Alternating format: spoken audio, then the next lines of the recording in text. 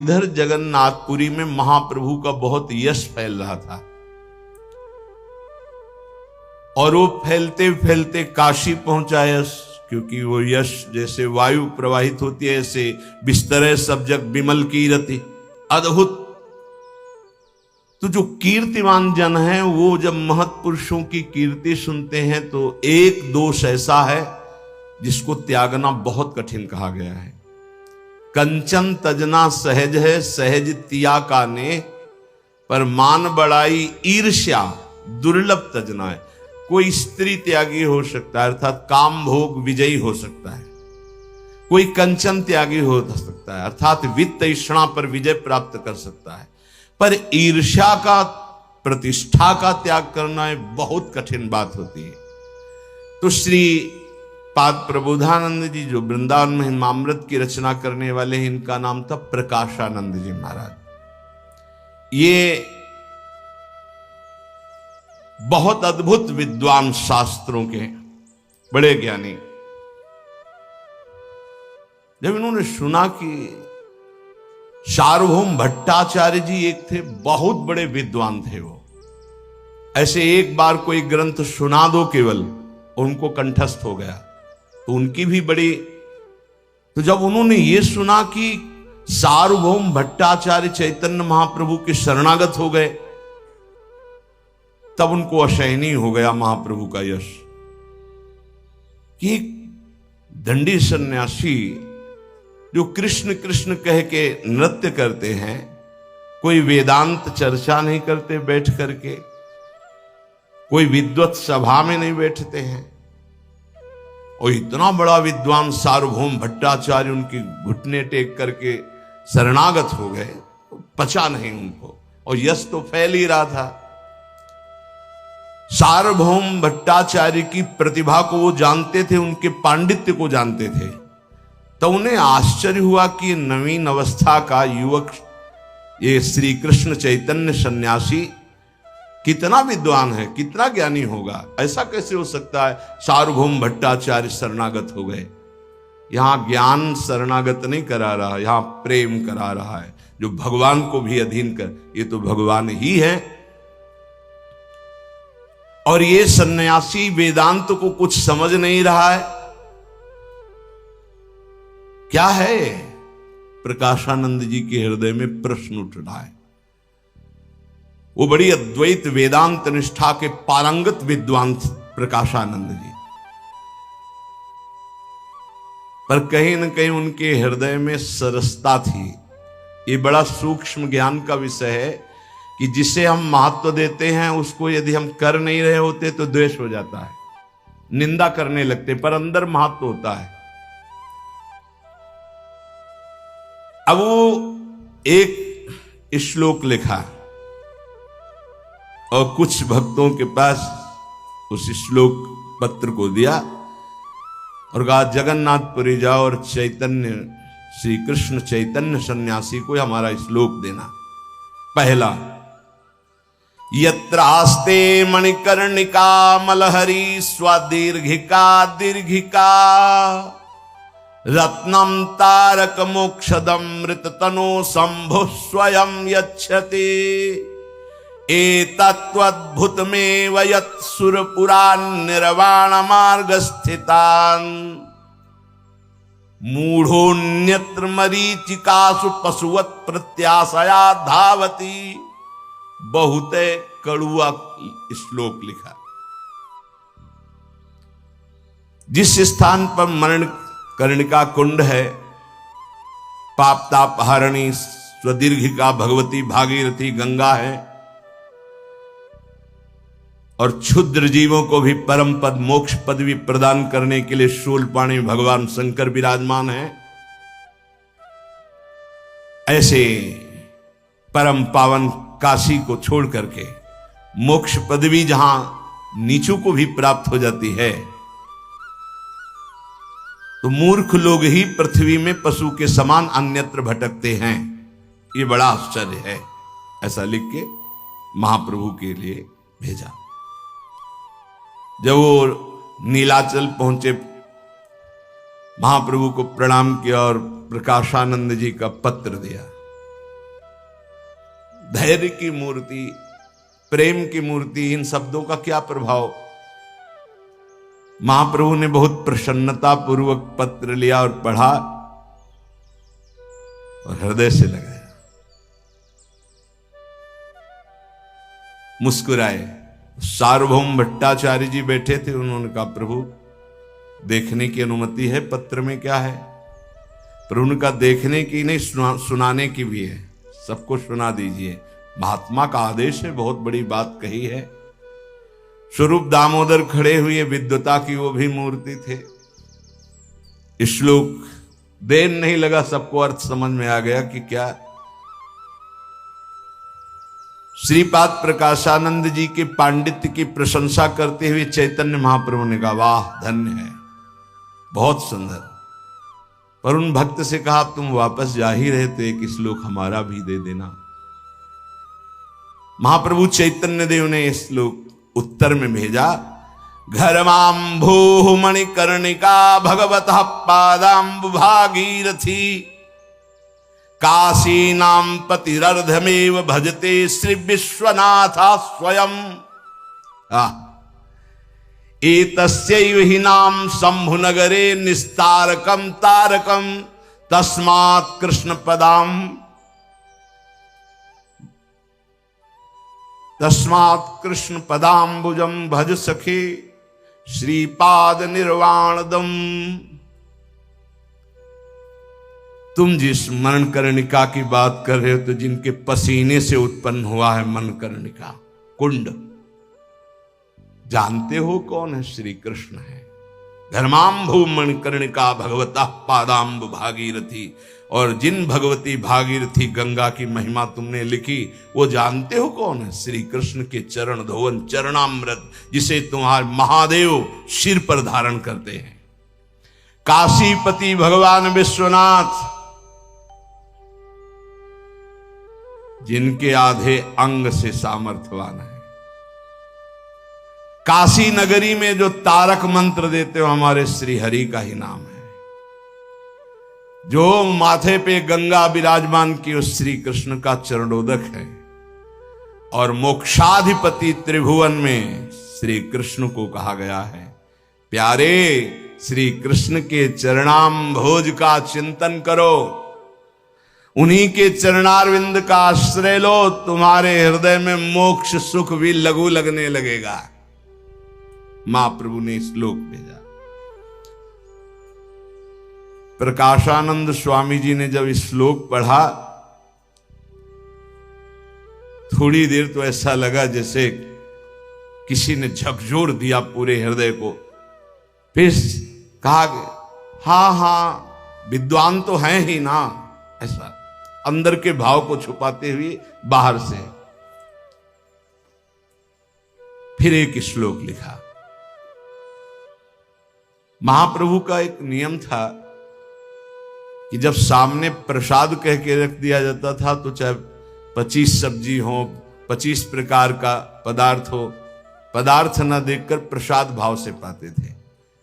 और ये किसी गुप्त भक्त ने उनके बताया कि वो सन्यासी होकर 25 प्रकार का पदार्थ, क्योंकि महाप्रभु का यह था कि प्रसाद भगवत स्वरूप होता है और उसको तत्काल पाना चाहिए, बिना ये विचार के कि पकवान है कि कच्चा है कि पक्का, ये सब नहीं। भाई हम तो अमुक अमुक पदार्थ हमें अनुकूल नहीं पड़ता, वहां नहीं, तत्काल थोड़ा थोड़ा सब कुछ प्रसाद है भगवत स्वरूप। कल एक उपासक कह रहे थे, अच्छे वैष्णव हैं कि जब हम कुछ पाते हैं तो हमारे अंदर भजन की तरंगें रुकने लगती। तुमका कुछ क्यों पाते हो? निषेध है, कुछ नहीं पाना चाहिए। बोले जीने के लिए तो पाना है, तो प्रसाद क्यों नहीं पाते? बोले नहीं, वही प्रसाद तुमका कुछ क्यों बोले? आप उसे कुछ की तुलना में रख रहे हो भगवत प्रसाद को। अच्छा, प्रसाद पाने के बाद भजन की तरंगें बढ़ती कि घटती है? तो यहां तक गले तक ठांस के क्यों पाओ? प्रसाद है, अल्प पाओ, देखो भजन बनता है कि नहीं बनता। जब प्रसाद मिले तो बिना विलंब किए पहले उसे मुख में डालना चाहिए, ये सिद्धांत है।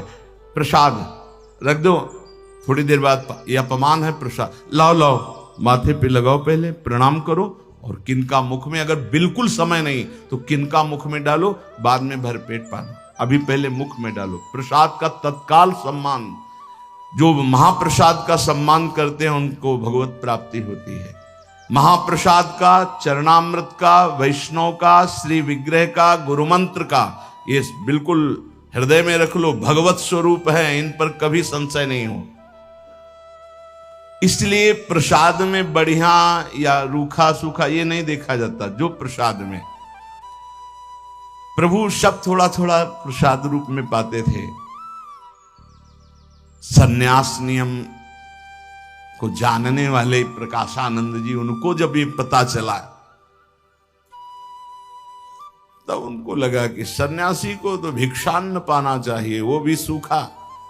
ये 25 प्रकार की सब्जी, ये सब विविध प्रकार के रसों का जो पृथक पृथक स्वाद ले, अच्छा उनको रस दिखाई दे रहे, महाप्रभु प्रसाद पा रहे। अब भक्तजन प्यार से ऐसे समर्पित करते, थोड़ा थोड़ा महाप्रभु पा लेते। 50 भक्त ऐसे कि महाप्रभु हमारा किनका पावे। जैसे गौड़ देश से सब जगन्नाथपुरी जाते तो कई लोग एक साथ निमंत्रण देते कि महाप्रभु पावे, महाप्रभु पाते। तो 25 प्रकार की भोग सामग्री जो प्रभु को भोग लगाई गई वो, और जगन्नाथ जी का भोग तो आता ही, प्रसाद आता ही। अब वो सन्यास धर्म के अनुसार मस्तिष्क प्रधान प्रकाशानंद जी को अवसर मिल गया। अब वो क्या जाने कि महाप्रभु की स्थिति क्या है। स्थिति में जो पहुंचे हुए महापुरुष हैं वो तो अवतार हैं, उनके ऊपर साधनात्मक नियम नहीं देखे जाते कि साधक को अगर साधना देखनी है तो भगवत प्राप्ति की साधना करने वाले की देखो। जो भगवत प्राप्त हो गए वहां साधना नहीं, वहां स्थिति होती है। अब वो स्थिति से बालवत विचरण करते हैं, तुम कैसे अंदाज लगा पाओगे। उन्होंने एक बड़ा कठोर श्लोक लिख के भेजा महाप्रभु चैतन्य देव को। पहले श्लोक के बाद झकझोर तो गए थे और कहा भी बहुत विद्वान हैं, पर वो हृदय बर्दाश्त नहीं कर पा रहा था। विश्वामित्र पराशर प्रभृतयो वातांबुपर्णा सनास्तेपि स्त्री मुख पंकजम सुललितम दृष्टैव मोहम गताः शाल्यन्नम सघृतम पयोदधियुतम भुंजन्ति ये मानवास्तेषामिन्द्रिय निग्रहो यदि भवेत् विंध्यस्तरेत् सागरम। लिख के भेजा कि विश्वामित्र पराशर और बड़े बड़े ऋषि महर्षि जो केवल वायु पी के रहते थे, उनके सामने जब अप्सराएं आई तो उनके मुख कमल को देख करके मोहित हो गए और संयम से रहित हो गए। इन ब्रह्म ऋषियों की ऐसी दशा हो गई जो सूखे पत्ता खाते थे, वायु पीते थे, और ये जो नित्य प्रति बढ़िया चावल दूध दही और घी और बने हुए नाना प्रकार के सब्जी के पदार्थ खाते, इनकी क्या दशा होगी। क्या इनकी इंद्रियां संभव है बस में रहे। अगर ऐसा संभव है तो मैं कह सकता हूं कि विंध्याचल महान पर्वत समुद्र में तैर सकता है, अर्थात असंभव। ये जो अच्छे अच्छे घृत साल हलवा पकौड़ी ये वो सब पाते हैं, क्या इंद्रियों का संभव है संयम कर सके। क्या अपने धर्म का पालन कर सकते हैं, संन्यास धर्म का। महाप्रभु को लिख के भेज दिया। महाप्रभु अभी इस श्लोक को पढ़ा तो गंभीर मुद्रा में हो गए और स्वरूप दामोदर से कहा, हम कहते थे ना कि सन्यासी को ऐसा नहीं पवाना चाहिए, तुम लोग पवाते थे, देखो ना ये बड़े जन हैं, इन्होंने आदेश किया ऐसा। स्वरूप दामोदर ने पत्र देखा और कहा, प्रभु इसको अभी हम उत्तर देते हैं। महाप्रभु ने सरलता से कहा, बड़े जनों को उत्तर नहीं देते, उनकी आज्ञा का पालन करते हैं। विवेकियों को समझना चाहिए। जो सेवा में थे उनके तो आग लग गई कि हमारे महाप्रभु को ऐसा कैसे लिख दिया। अगर ये इतने बड़े विद्वान हैं तो क्या महाप्रभु की स्थिति नहीं जानते हैं। महाप्रभु ने कहा इंद्रियां बड़ी बलवान है, वो ठीक कह रहे हैं, विद्वानों को भी अपनी तरफ खींच लेती हैं, वो ठीक कह रहे हैं, उनकी बात माननी चाहिए। सोचा कि अगर महाप्रभु ने कह दिया आज से तो फिर सब बंद हो जाएगा। महाप्रभु का वैसे ही शरीर कृश हो रहा है, क्या सन्यासी श्लोक भेज दिया। महाप्रभु से कहा थोड़ी हम अनुमति चाहिए, एक श्लोक भेजना चाहते हैं। महाप्रभु मौन रहे तो मौनम स्वीकार लक्षणम। तत्काल एक श्लोक की रचना की और भेजा कि सिंहो बलि द्विरदसु करमांस भोजी संवत्सरेण कुर्ते रतिमेक बारम पारावतस्तृण शिखा कण मात्र भोगी कामी भवे दनुदिनम बद कोत्र हेतु। बड़े विद्वान हो, इसको समझना। महाबली सिंह बड़े बड़े पशुओं को, हाथियों को मार करके खाता है, वो स्वयं शिकार करके खाता है, फिर भी एक बार काम क्रीड़ा करता संवत्सर में। कहीं कहीं पाया गया है कि एक बार आयु में केवल एक बार काम क्रीड़ा करता है। और दूसरे विपरीत कपोत कंकड़ चुकता है, तृणों का अग्रभाग या बाजरा आदि का दाना पाता है, और एक दिन में सैकड़ों बार काम भोग करता है। कबूतर आदि पक्षी बड़े ज्ञानी हो, भोजन के ऊपर ही यदि काम भाव है तो विचार करके बताओ ऐसी वैषम्यता क्यों। बड़े बड़े महान बलि पशुओं का बलात् हिंसा करके खाने वाला सिंह जीवन में एक बार संभोग करता है या संवत्सर में करता है, और कबूतर कंकड़ और घास का अग्रभाग या दाना चुनने वाला एक दिन में सैकड़ों बार करता है। तो क्या भोजन का ही काम पर है, तो फिर कबूतर को कौन सा वह घी दूध रबड़ी रसगुल्ला पाता है। श्रीपाद प्रबोधानंद जी के पास ये श्लोक गया, दूसरा लिखने की हिम्मत नहीं हुई, कलम बंद हो गई। अब उत्तर प्रति उत्तर। सार्वभौम भट्टाचार्य ने कहा है काशी का महात्मा बहुत है। महाप्रभु से कहा प्रभु मैं इसको ललकार कर काशी में परास्त कर। बहुत बड़े विद्वान सार्वभौम भट्टाचार्य जी, इससे समझा के आएंगे कि भक्ति का क्या स्वरूप है। महाप्रभु ने कहा हमारे पास रहकर जय और पराजय का विषय, शास्त्रार्थ का विषय, क्या तुम प्रतिष्ठा चाहते हो? क्या तुम उनको पराजित करके विजय चाहते हो? क्या तुम उनको इष्ट देव का स्वरूप नहीं देखते हो? हाथ जोड़ करके कहा प्रभु मैं इष्ट देव मान रहा हूं, लेकिन हमारे इष्ट देव से बार बार अभद्र व्यवहार, हम जा करके नहीं। सार्वभौम स्वभाव का परिवर्तन ही विद्वता है। क्या महाप्रभु की सहनशीलता।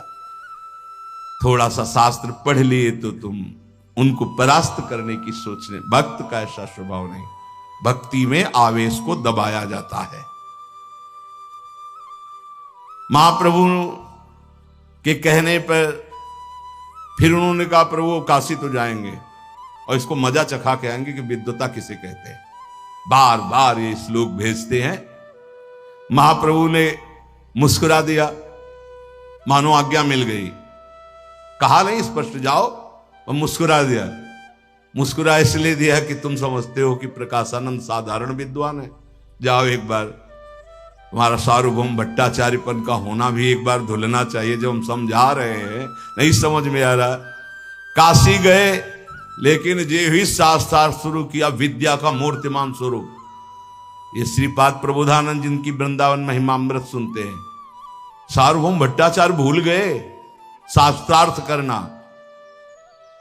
कुछ दिन में लौट के आए, महाप्रभु ने कहा कहो पराजित करे आए। बोले प्रभु बहुत विद्वान है। बोले हम जानते थे इसीलिए कह रहे थे, नहीं जाना। भक्ति का अंकुर उदय किए, प्रभु असमर्थ रहा, बहुत विद्वान है। लज्जित होने लगे। महाप्रभु ने कहा नहीं नहीं, लज्जित होने की जरूरत नहीं, क्योंकि तुमने स्वयं के अभिमान से उनको परास्त करने की नहीं सोची थी। कोई भी अपने गुरु की अवहेलना नहीं सह सकता, इसलिए तुम वहां गए थे। तुम्हारा जाना सम्माननीय है, पर वो बहुत अद्भुत विद्वान है। उसको ऐसे नहीं परास्त किया जा सकता, विद्वता से नहीं, प्रेम से। महाप्रभु के इन बातों का बड़ा प्रभाव पड़ा सार्वभौम भट्टाचार्य, आगे कभी किसी को तर्क में परास्त करने की सोच भी नहीं रखी। ये होना ही चाहिए, विद्वता हो, पर गुरुजनों के लिए विद्वता का प्रयोग करना निषेध नहीं है। जैसे, पर यही वैष्णव पद्धति है कि वो इसे भी स्वीकार नहीं करते। जैसे रूप जी को एक दिग्विजयी विद्वान आया और कहा या तो शास्त्रार्थ करो या पराजय लिखो, तो उन्होंने पराजय लिख दिया। जब उनके शिष्य श्री जीव गोस्वामी ने सुना तो उनका, मैं तो एक छोटा सा दास हूं, मेरे से शास्त्रार्थ करके देख, तू मेरे गुरु को पराजित कर, एक क्षण में परास्त कर दिया। और जब ये बात रूप जी ने सुना तो जीव गोस्वामी का त्याग कर दिया। क्यों आनंदित हो रहा था विजय में, तुमने क्यों उसे दुख दिया? कैसा महापुरुषों का हृदय होता है। इधर श्री पूज्य रघुनाथ दास गोस्वामी जी, समय बड़ा बलवान होता है, निकलने का अवसर ही नहीं मिलता था। पूर्व चर्चा कल की अरुणोदय का समय है, अर्थात सूर्य उदय होने वाला है, और संस्कृत के आचार्य यदुनंदनाचार्य जी वहां आए, थोड़ी देर संस्कृत पढ़ाई, और जब जाने लगे तो कहा गुरुजी थोड़ी देर चलें कि आपके साथ? तो ऐसे हाथ रखा, बोले चलो भाई। तो पूरी रात्रि पहरेदार जगे थे, तो वह ऊंघा रहे थे। सुबह धीरे धीरे हाथ रख करके आचार्य के साथ जब आगे बढ़े, फाटक से बाहर हो गए, रघुनाथ दास जी ने किसी को ये संकेत भी नहीं होने दिया कि वो गुरु जी के साथ जा रहे हैं। और जो पहरेदार थे वो कुछ सोए हुए थे। धीरे धीरे जब आगे बढ़े तो कहा गुरुजी काफी दूर निकल आए हैं, वापस जाएं क्या? और ये उन्होंने देखा बातचीत में तो बहुत आगे निकल, तुम वापस हो? बोले यही पूछ रहा था, क्योंकि वहां से उनको गांव के बाहर निकलना था। गुरुजी उधर गए, आप बस भाग पड़े जगन्नाथपुरी की तरफ। जो शरीर पर वस्त्र था, एक वस्त्र, पास में एक भी पैसे नहीं। गुरुजी को छोड़ने जा रहे थे तो चरणों में पादुका नहीं, बस हा चैतन्य हा कृष्ण ऐसे बोले, भाग पड़े जैसे कोई जेल से मुक्त हुआ हो।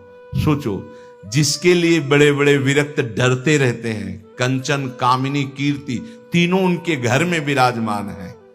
नवीन पत्नी है, खूब वैभव है, बड़ी कीर्ति है, राज परिवार है, एक तरह से सब छोड़कर भागे भगवान के लिए। इसे कहते हैं वैराग्य।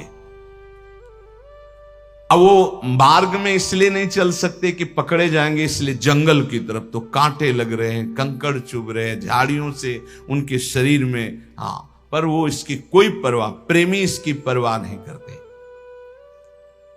जो कभी घर के पास बगीचा था उसमें भी जाते थे तो पालकी से जाते थे, कभी वो 1 किलोमीटर पैदल भी नहीं चले होंगे। आज वो दौड़ रहे हैं जगन्नाथपुरी की तरफ।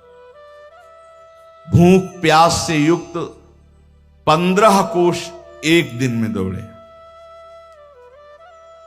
15 कोश, 15 से 45 किलोमीटर एक दिन, भूखे प्यासे, जो कभी 1 किलोमीटर पैदल नहीं चले थे। शाम के एक गांव के किनारे भूख प्यास से पड़ रहे तो एक ग्वाले ने देखा, गौ चराने वाले, वो थोड़ा दूध ला कर दिया कि बेटा इसको पी लो। उसको पी लिया कि श्री कृष्ण ने ही ये व्यवस्था की है। पहली भिक्षा दूध की मिली, भगवत कृपा से अपने को पहली भिक्षा दही की मिली थी। भगवान शंकर के मंदिर में पहुंचे, अब 12 बजे जब तो लगी भूख। अब याद आया कि घर में होते थे तो माता जी इस समय प्रसाद पवाती थी, कैसे अब नई अवस्था की भूख तो एकदम का मर चाहे जाए वो वापस नहीं जाएंगे, माना है। बड़ा विचित्र। थोड़ी देर ही बैठे थे, एक आदमी आया एक कमंडल में, कहा बेटा यहाँ एक सूर स्वामी रहते थे, तुम जानते हो? तुम कहा हम आज ही आए हैं। बोले लो ये तुम दही पी लो। तुम कहा हम क्यों पी ले, पहला दिन? नहीं, बोले अब संत के लिए लाए थे, वापस तो जाएगा नहीं, वो है नहीं तो आप पी लीजिए। P low P low. तो एक लोटा, वो श्वेत रंग का शायद कांच का होता होगा, मजबूत होता है। ये पहले तो स्टील चलते ही नहीं थे घरों में, बिल्कुल इनका निषेध था। घर में स्टील मतलब बहुत ही निषिद्ध माना जाता था उत्तम कुलों में, उसका रसोई में प्रवेश नहीं। तो ऐसे वही लोटा दिया, तो दही 3-4 लोटे, कमंडल में दही था वो डिब्बे में, और लाल लाल दही, एकदम मीठा दही, एकदम पेट भर गया। वो तो गया एकदम निरपेक्ष। फिर शंकर भगवान से लपिट कर ऐसे रोए कि अब मुझे विश्वास है कि आप अब जीवन का वो धारा। पहले दिन ग्वाले ने दूध पिलाया शेहुनाथ दास गोस्वामी जी को। प्रातःकाल सवेरे दौड़ पड़े अंधेरा में ही, और डर यह है कि कहीं कोई रास्ते में देख न ले, इसलिए वो जंगल के रास्ते से। रघुनाथ दास जी की थोड़ी देर में ही वहां खोज होने लगी, कहां है रघुनाथ, कहां है रघुनाथ। चारों ओर पूरे गांव में दौड़ मच गई। गांव में नहीं, समझ गए कि महाप्रभु जगन्नाथपुरी में है, जगन्नाथपुरी में गया होगा। कोई रो रहा है, कोई चीख रहा है, कोई पुकार रहा है, कहां रघुनाथ। ताऊ तो बेहोश होकर गिर गए। तत्काल राजा को सूचना हुई, वहां से घुड़सवार आ गए। पूरी जगन्नाथपुरी के रास्ते में दौड़ लगाओ, कहीं किसी मंडली में तो होंगे ही। एक शिवानंद सेन नाम के बड़े मित्र थे इनके पिता के, तो वो मंडली से जगन्नाथपुरी जाया करते थे। बोले देखो उनकी मंडली में तो नहीं गया। वहां सब खोज हुई, लेकिन सब ने यही, नहीं यहां रघुनाथ जी नहीं, क्योंकि वो किसी के पास ही नहीं गए, वो जंगल के रास्ते से। अब तो जो रघुनाथ दास जी के परिवार का हुआ, कोई न खाना न पीना, सब रो रहे हैं। रघुनाथ दास जी मार्ग की कठिनाइयों को, कई कई दिन भूखे प्यासे रह करके, सर्दी गर्मी कांटा कंकड़ सब, जो 30 दिन में जगन्नाथपुरी की यात्रा की जाती है, वो 12 दिन में उन्होंने तय की, दौड़ते हुए भूख प्यास से। उस समय महाप्रभु श्री स्वरूप आदि भक्तों के बीच में बैठकर कृष्ण कथा सुन रहे थे, कथा हो रही थी। सभी भक्तों ने अचानक देखा साष्टांग कोई दंडवत कर रहा है, नवीन अवस्था का, सब पैर फटे हुए सब जगह से, क्योंकि झाड़ी कंकड़ कांटे सब लगे। कौन देखता है कांटों की, परवाह कौन करता, प्रेमी जन परवाह नहीं करते। साष्टांग दंडवत किया, प्रभु एकदम देखे और कहा रघु तू भाग के आ गया। मुकुंद देखो ये मेरा रघु भाग के आ गया। आनंद की बात है, रघु तू आ गया।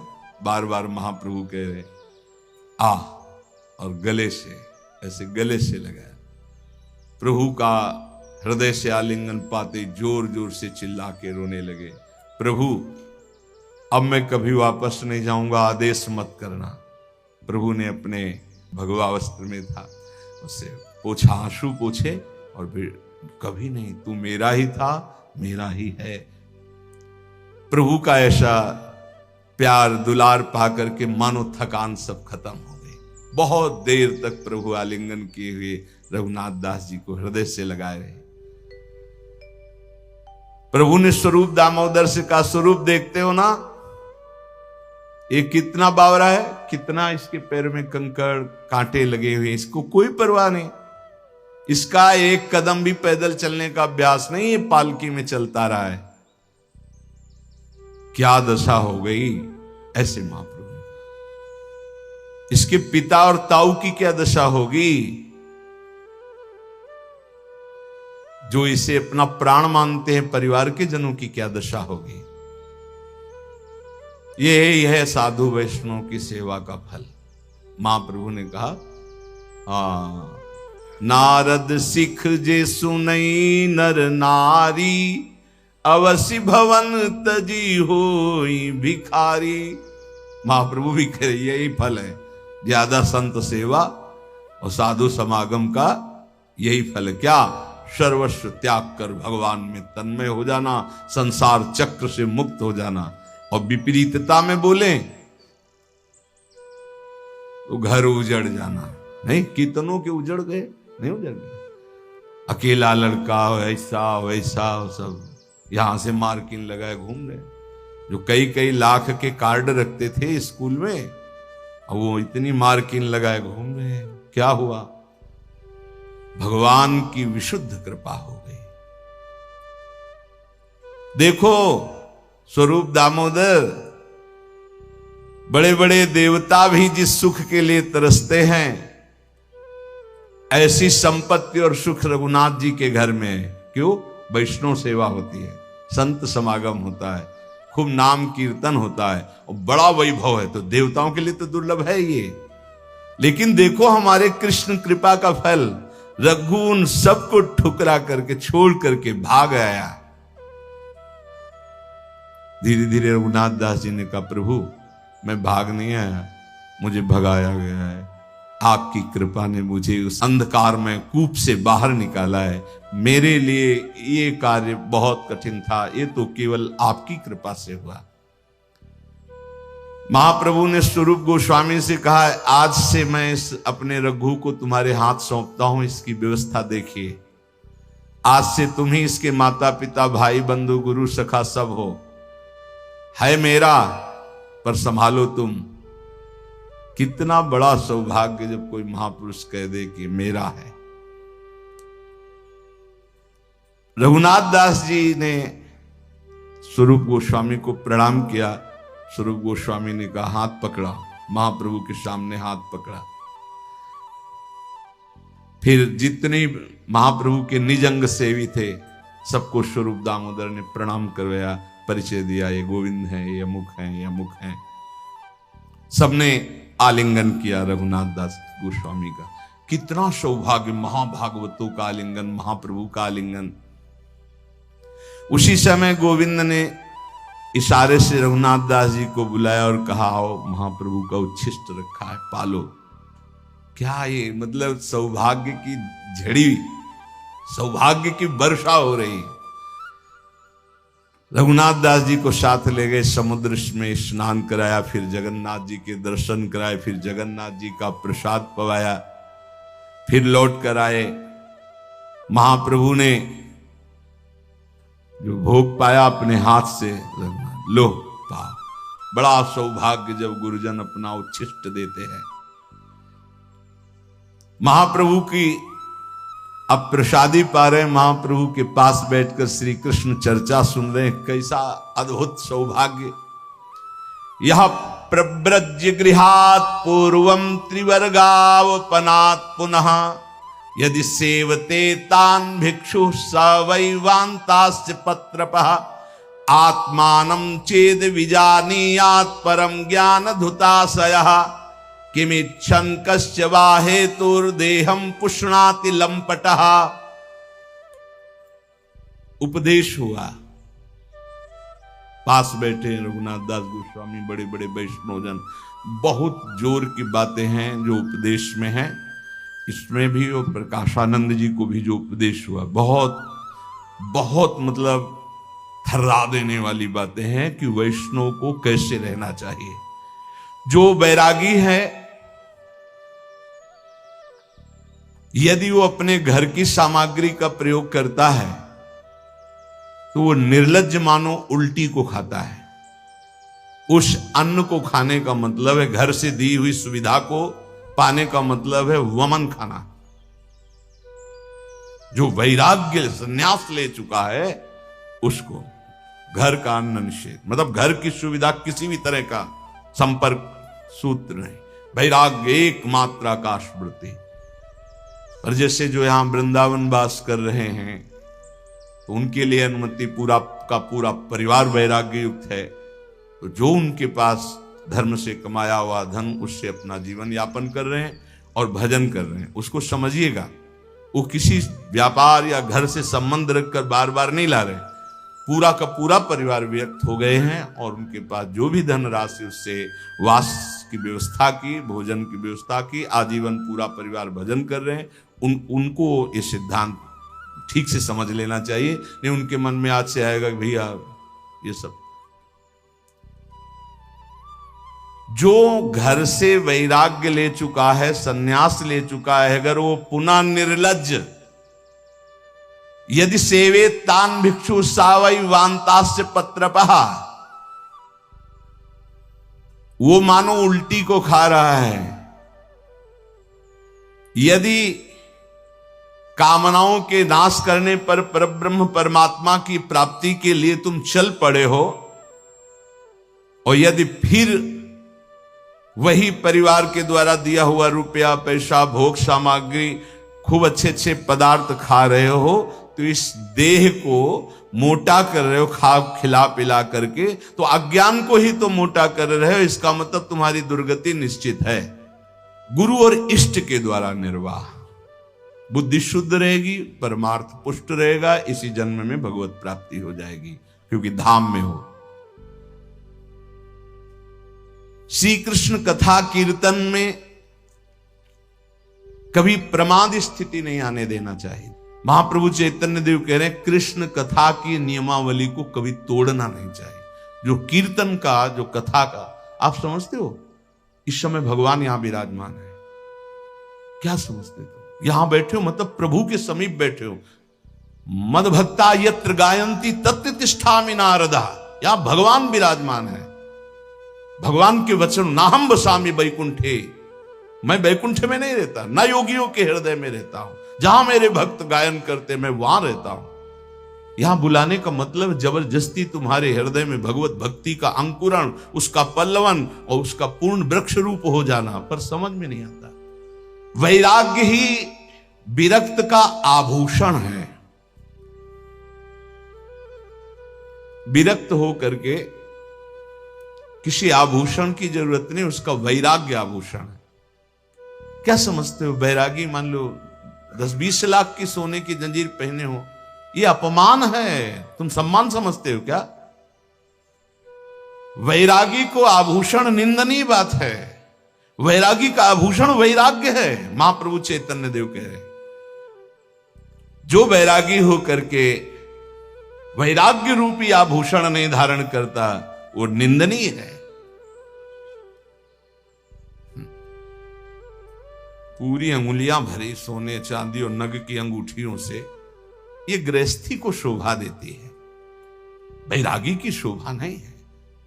वैरागी की शोभा उसका वैराग्य है, जो आचार्य पीठ पर विराजमान है। आचार्यों ने जो महिमा स्थापित की वो बात अलग है, लेकिन वैरागी को किस तरह से रहना चाहिए, बहुत अब जो आगे इस उपदेश आने वाले बहुत सुंदर आजीवन निर्वाह करने की मतलब जरूरत है, जैसा महाप्रभु आदेश कर रहे हैं वैष्णवों के लिए।